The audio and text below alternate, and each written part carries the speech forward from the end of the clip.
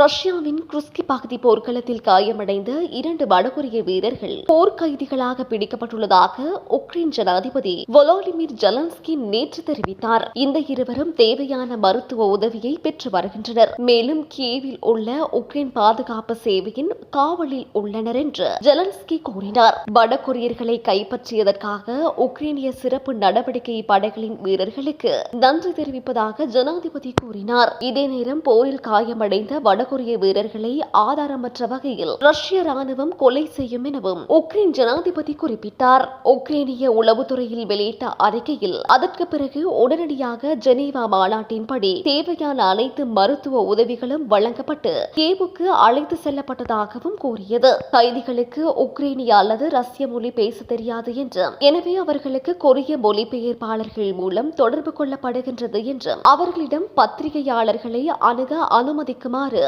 Ukraine பாதுகாப்பு சேவைக்கு அறிவுறுத்தியதாகவும் ஜனாதிபதி கூறினார். என்ன நடக்கிறது என்பது பற்றிய உண்மையை உலகம் அறிய வேண்டும் என்று அவர் மேலும் தெரிவித்தார். இதே நேரம் உக்ரைனுக்கு எதிராக போரில் ஈடுபடுவதற்காக அல்ல, பயிற்சிக்காக ரஷ்யா சென்றதாக பிடிக்கப்பட்ட வடகொரிய வீரர் தெரிவித்துள்ளார். தான் 2005 பிறந்ததாகவும் 2021 முதல் வடகொரியாவில் துப்பாக்கி வீரராக பணியாற்றி வருவதாகவும் அவர் கூறியதாக உக்ரைன் உளவுத்துறை தெரிவித்துள்ளது.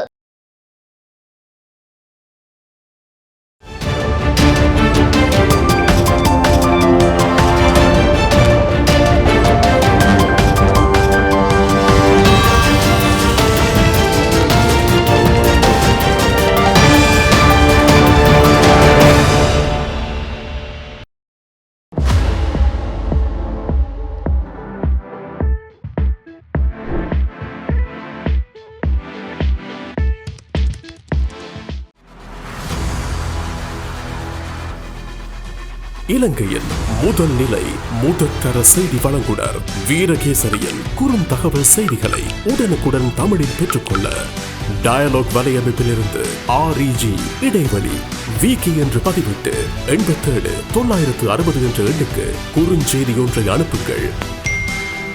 வீரகேசரி செய்தியுடன் இணைந்திருங்கள்.